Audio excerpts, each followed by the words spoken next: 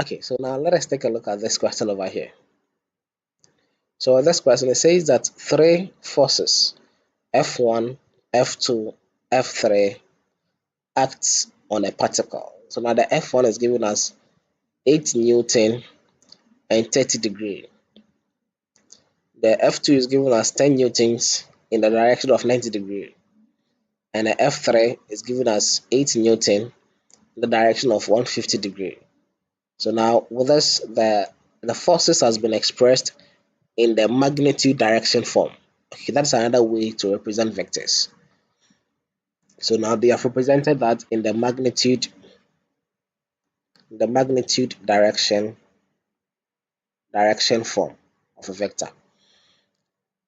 So the first component over here is the magnitude, and then the second component over here is the direction.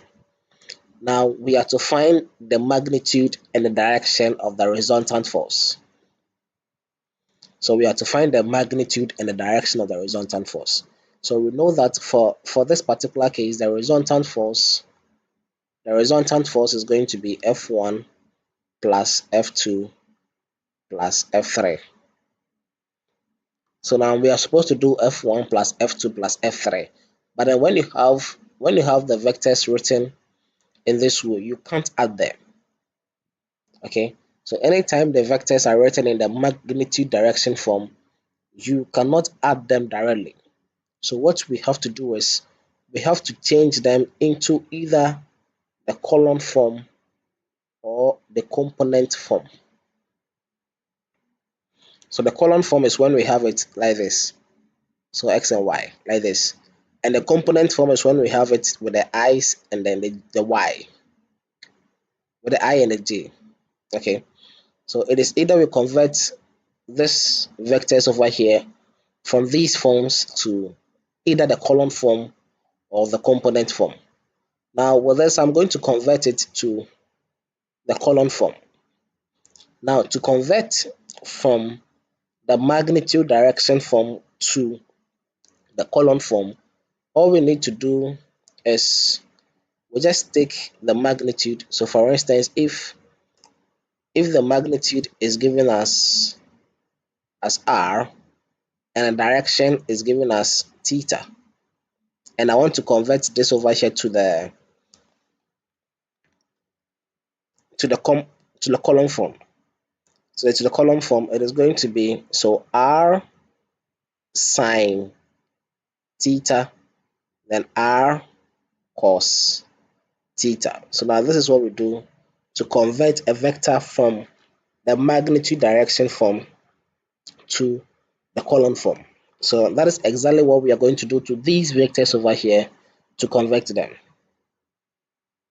So with this, so to convert the first one, it is going to be so the magnitude times sine the direction, then the magnitude times cos the direction. So 8 times sine 30 is going to give me 4, and then 8 times cos 30 is going to give me 4 root 3. So the first vector in the column form is 4 root 3. Then we do the same for the second and the third. So the second is going to be 10 times, so the magnitude is 10, the direction is 90. So 10 times sine 90 is going to be 10. 10 times cos 90 is going to be 0. Then the last one, I have 8 sine 150 is going to be 4. 8 cos 150 is going to be negative 4 root 3. Then now we can add. So now since we have it in the column form, now we can add. Now if it is in the magnitude direction form, take note, you cannot add directly unless you change to the column form or the component form. So I first change to the column form to get these ones over here. Then I can start adding.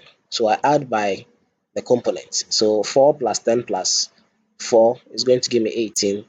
Then 4 root 3 plus 0 plus negative 4 root 3 gives me 0. So now the resultant force is giving us 18, 0. So that is the resultant force. Now after getting the resultant force, then now we have to we have to get the direction. So now we have the magnet, we have the vector. Okay, yes, we have this is the vector. Now we have to find for the magnitude of the vector. So to find the magnitude, the formula is given as the square root of the x component squared plus the y component squared. So the x component is 18, the y component is 0. So we do this, we are going to get 18 units. So that is the magnitude of the resultant force. So I think in this case it is supposed to be Newton, not unit. So it is supposed to be Newton. So we place this over here with capital N because we measure forces in Newton. So 18 newtons. Then now we can also talk of the direction. So the direction is just going to be 0. The direction is going to be 90. Okay, because if I am to draw this over here on the Cartesian plane, I have I have this. This is my y component. This is my x component. So in this case, the y the y part is 0. So this is the y part is 0. The x part is 18. So the x part is 18. The y part is 0. So it means that the line that we are going to get is going to lie on the x-axis like this. And that is how come you see this blue line on the x-axis. So that is going to be the vector. Okay. So you realize that it lies on the x-axis. And on the x-axis, the angle over there is 90 degrees.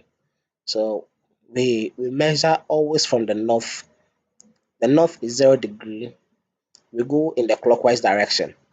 So it is 0, 90, 180, and then 270. So if it lies on the positive x-axis and the angle over there is going to be 90. So that is how come we have this to be 90. So that is the direction that we are looking for. And we are done.